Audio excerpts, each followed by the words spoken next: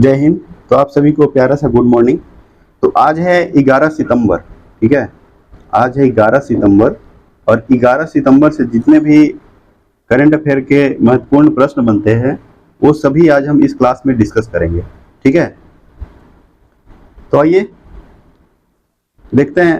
Class start करने से पहले एक मोटिवेशनल कोट को देखेंगे, ठीक है। वो क्या है कि लक्ष्य एक होता है और रास्ते अनेक।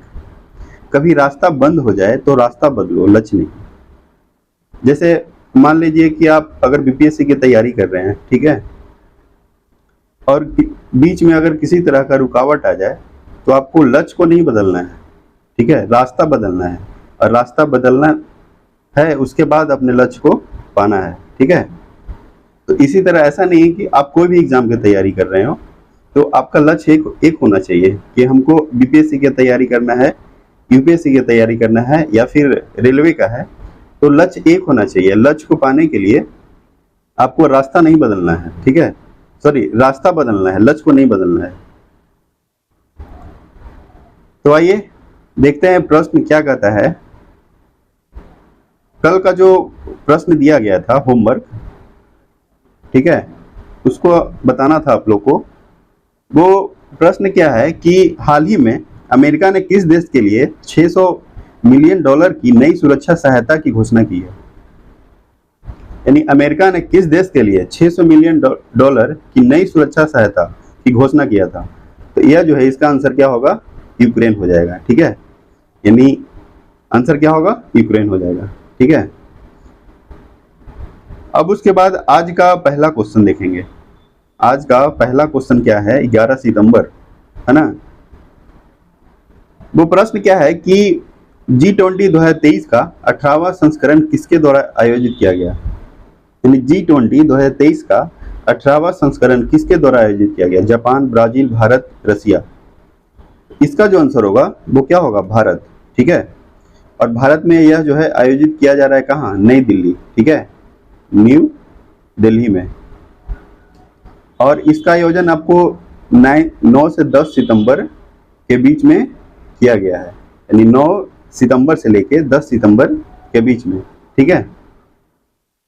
और इसमें G20 के जितने भी मेंबर हैं वो सभी लोग यहाँ पे आए हैं, इंडिया मतलब सम्मेलन में वो आए हैं, ठीक है।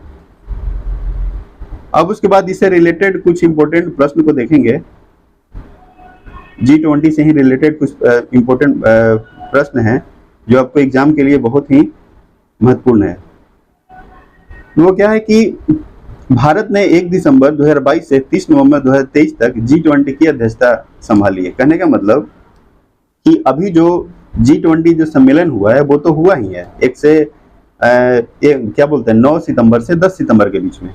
लेकिन इसके अलावा 1 दिसंबर 2022 से 30 नवंबर यानी 30 नवंबर 2023 को क्या है, वर्चुअल बैठक भी किया जाएगा, ठीक है। क्या किया जाएगा, वर्चुअल बैठक किया जाएगा। इसके अलावा इसका गठन जो है आपको 1999 में हुआ। यानी G20 का गठन कब हुआ, 1999 में। उसके अलावा G20 का पहला शिखर सम्मेलन, है ना, G20 का पहला शिखर सम्मेलन यूएसए के द्वारा 2008 में किया गया। यानी यूएसए यानी संयुक्त राज्य अमेरिका, ठीक है। यानी यूएसए कब किया गया था, 2008 में, पहला शिखर सम्मेलन। उसके अलावा नया सदस्य बना है कौन, अफ्रीकन यूनियन यानी AU, ठीक है। इससे पहले तो G20 था, लेकिन अब क्या हो गया, G21, क्योंकि अफ्रीकन यूनियन इसमें ऐड हो गया है।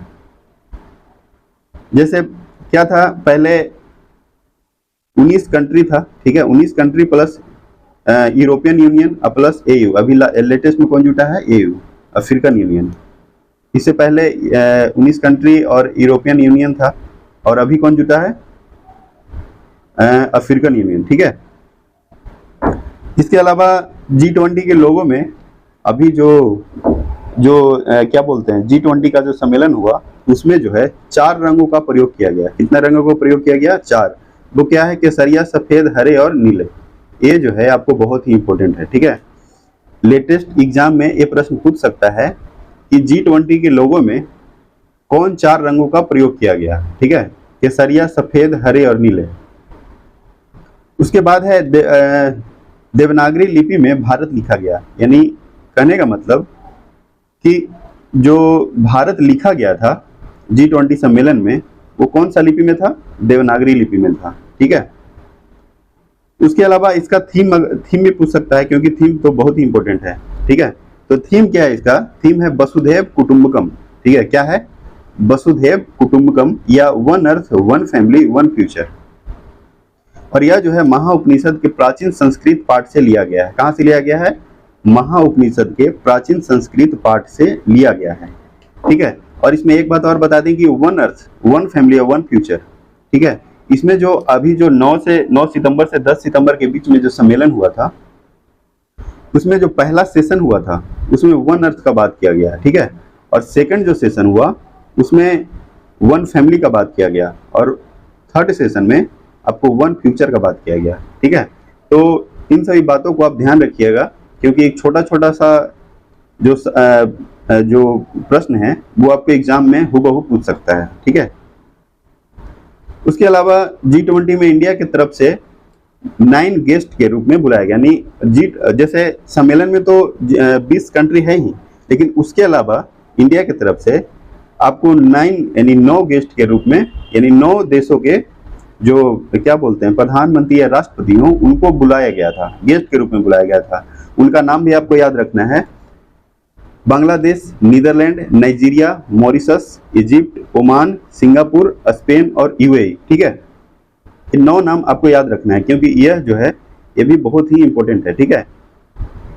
9 गेस्टों का नाम भी आपको बहुत इंपॉर्टेंट है। पहला क्या है? बांग्लादेश, फिर उसके बाद Netherland, Nigeria, Mauritius, Egypt, Oman, Singapore और स्पेन, उसके बाद यूएई।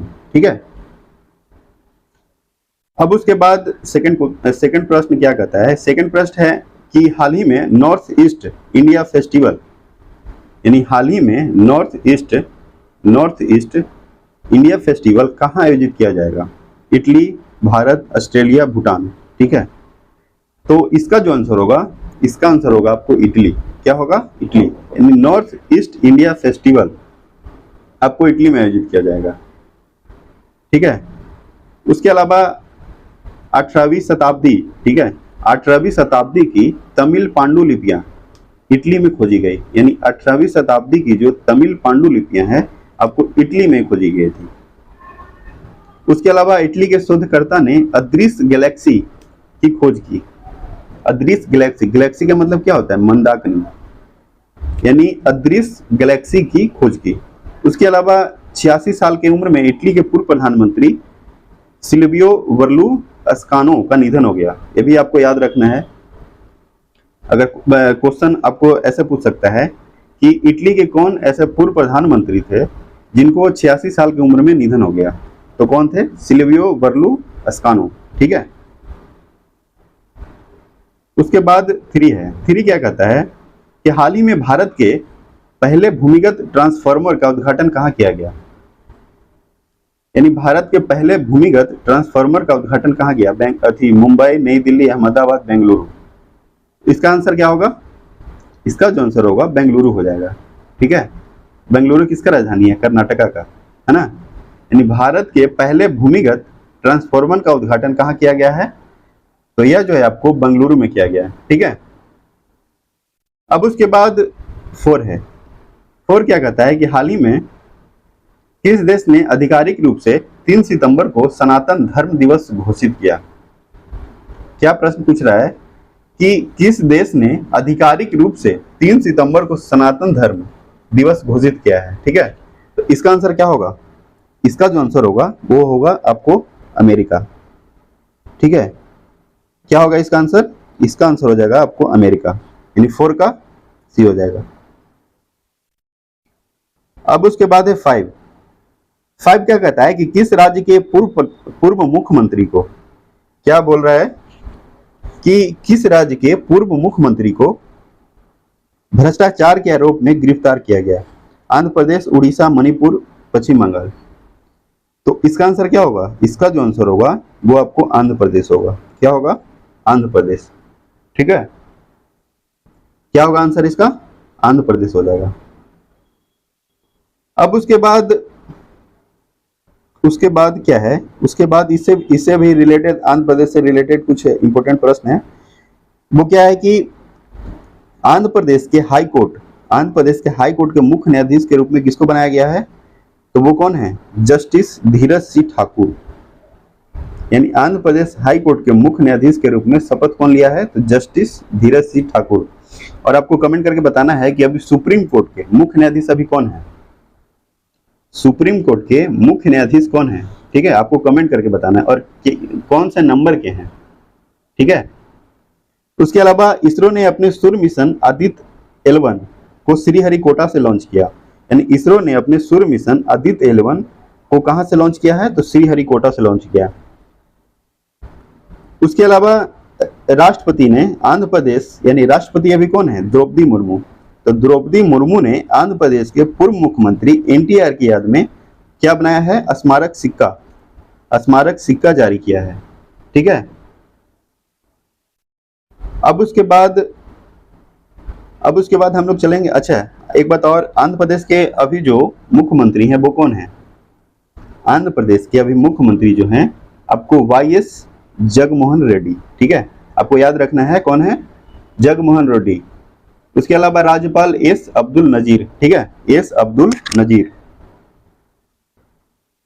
अब उसके बाद है सिक्स कहता है कि हाल ही में किस देश ने विश्व के सर्वश्रेष्ठ देश का खिताब जीता?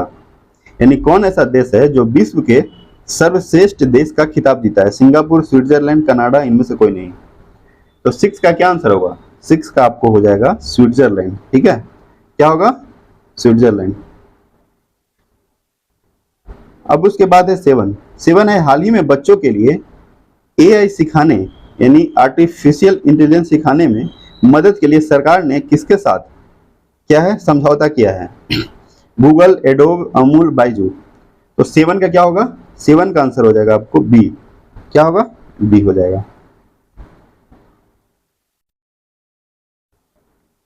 अब उसके बाद है 8। ठीक है, 8 क्या कहता है कि हाल ही में हंगरी में आयोजित इंटरनेशनल ओलंपियाड फॉर इंफॉर्मेटिक्स में भारतीय टीम ने कौन सा पदक जीता है? स्वर्ण, रजत, कांस्य, इनमें से सभी।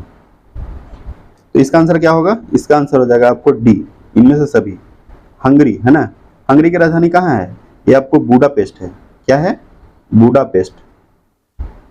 और बुडापेस्ट जो है आपको डेन्यूब नदी के किनारे बसा है। कौन सा नदी है? डेन्यूब। ठीक है, और यह जो है आपको डेन्यूब, आपको यूरोप का 5 ऐसा मतलब जगह है, नगर है, 5 नगर से डेन्यूब नदी क्या है? गुजरता है। ठीक है, अब उसके बाद है 9 क्या कहता है कि किस देश के सरकारी स्कूलों में पारंपरिक इस्लामी परिधान अबाया, क्या है? अबाया। ठीक है, किस देश के सरकारी स्कूलों में पारंपरिक इस्लामी परिधान अबाया पहनने पर प्रतिबंध लगाया? Italy, Britain, France, Spain. तो 9 का क्या होगा? 9 का आपको हो जाएगा फ्रांस। ठीक है, फ्रांस की राजधानी कहाँ है? स्पेन है। ठीक है, स्पेन है। अब उसके बाद है 10। ठीक है, आज का सेकेंड लास्ट क्वेश्चन। समुद्री पर्यावरण में डेजिंग गतिविधियों पर नजर रखने के लिए, यानी समुद्री पर्यावरण में डेजिंग गतिविधियों पर नजर रखने के लिए marine sand watch data platform किसने लॉन्च किया? UNEP, WWF, IMO, IMF.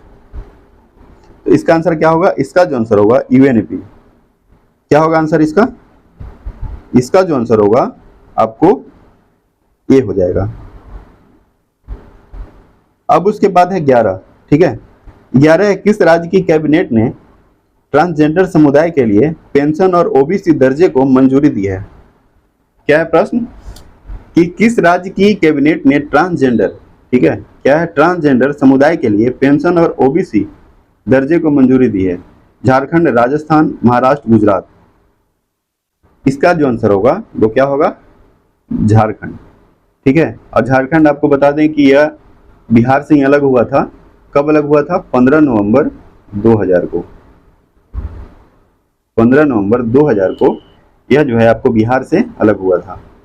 ठीक है, और अभी झारखंड के सीएम कौन है? हेमंत सोरेन। ठीक है, कौन है? हेमंत सोरेन। उसके अलावा इससे कुछ इंपॉर्टेंट झारखंड से इंपॉर्टेंट प्रश्न है।